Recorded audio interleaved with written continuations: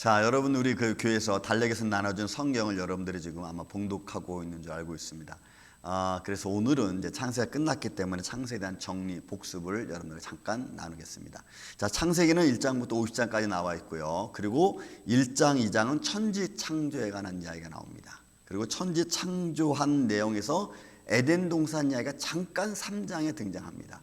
더 자세한 내용은 뭐 성경에서 거론하고 있지 않지만 에덴 동산 이야기가 3장에 딱 나오고 그 다음에 너무나도 중요한 3장에서는 죄의 문제가 나오죠. 에덴 동산에 사단이 들어왔고 그 다음에 사단이 하와와 이야기하고 그 다음에 아담이 그 죄 아래 놓이게 됩니다.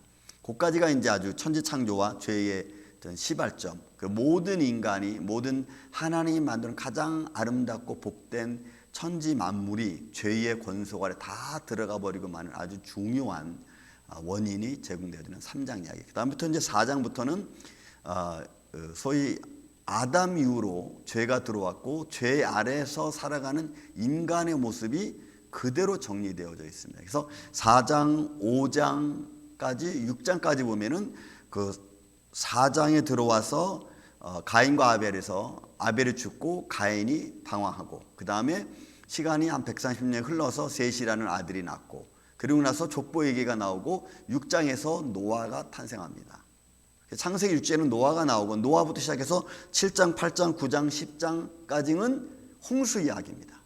그 당시에 그리고 사회적 배경에 관한 이야기입니다. 그래서 6장, 7장, 8장, 9장, 10장까지는 하나님이 이 땅에 홍수로 말미암아 멸망시키고 하나님의 노아를 통해서 이루어가는 사건, 홍수 이야기가 4장에 걸쳐서 나오죠. 그리고 11장 한 장 이야기는 딱 한 장 이야기는 바벨탑 사건 이야기가 나옵니다. 그 바벨탑의 이야기는 백성들이 흩어지라고 했는데 흩어지지 않고 모아서 살려고 하다가 거기서 집을 짓죠. 그게 이제 바벨탑이죠. 그래서 하나님의 언어를 흩으시고 흩으신 후에는 이스라엘 백성들이 이제는 소위 그 아담의 후손들이 다 뿔뿔이 흩어지는 그런 모습이 바벨탑 사건이 11장입니다. 그 다음에 12장부터는 이제 그 족보에 대한 이야기 중에서 노아의 족보 이야기 중에서 이제 아담이 등장하는 것이 12장입니다.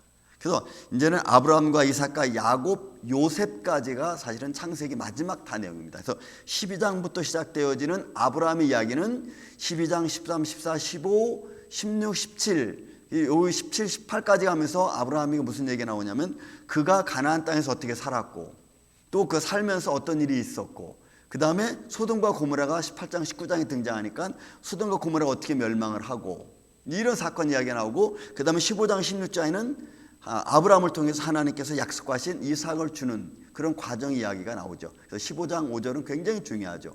아브라함이 하나님을 믿으니 하나님께서 그를 의로 여겼다라고 하는 그 시간부터 시작해서 아주 중요한 사건이 거기 등장하죠. 그래서 결국은 아브라함 이야기가 쭉 나오면서 어디까지 가냐면 25장까지 갑니다. 그게 이제 12장부터 시작해서 25장까지는 아브라함에 대한 이야기예요.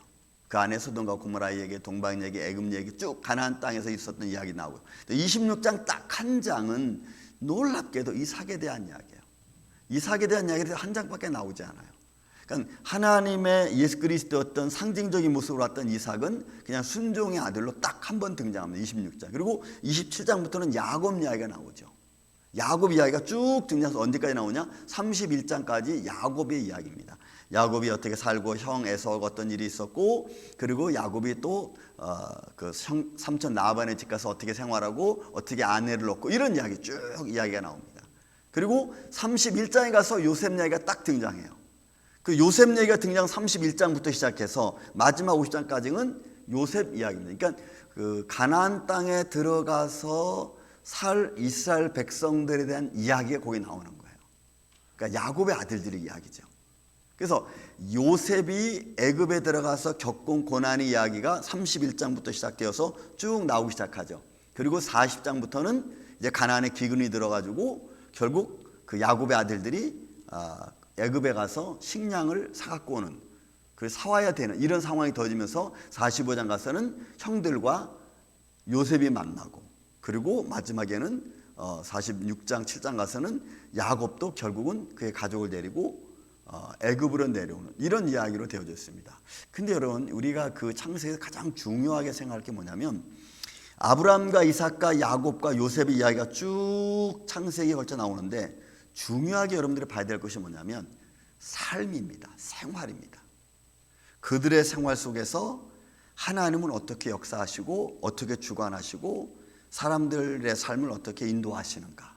그러니까 이런 평범한 아브라함과 이삭과 야곱, 요셉이라는 이런 평범한 인생의 삶 속에서 하나님의 구원의 손길과 믿음의 역사가 어떻게 이루어지는가를 우리는 말씀을 통해서 그걸 같이 봐야 됩니다. 그냥 아브라함의 이야기, 야곱의 이야기 이렇게 볼 게 아니고, 그래서 그 인생을, 그들의 인생을 내 인생과 비추고, 그리고 내 인생을 통해서 또 하나님은 어떻게 역사하시는가를 찾아가는 것이 창세기 아주 참 재밌는 이야기 중에 하나입니다.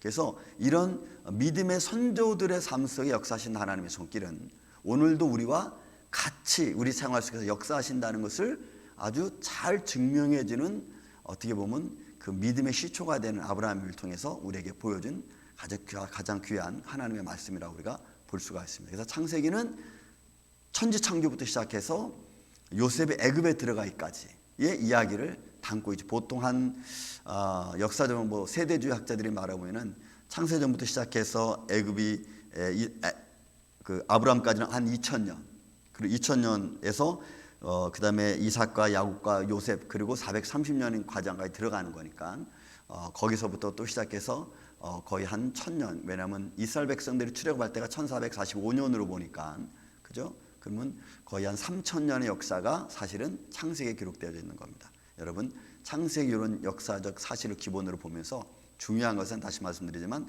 내 삶 속에서 역사하신 하나님의 손길을 같이 찾아가면서 보는 것이 가장 아름답고 복된 하나님의 말씀 속에서 은혜 받는 시간입니다. 여러분, 이렇게 창세기를 정리하시고 이제는 이제 출애굽기에 들어가서 또 하나님 어떻게 또 하나님의 사람들을 통해 역사하시는가를 같이 참고해 보는 것으로 좋겠습니다.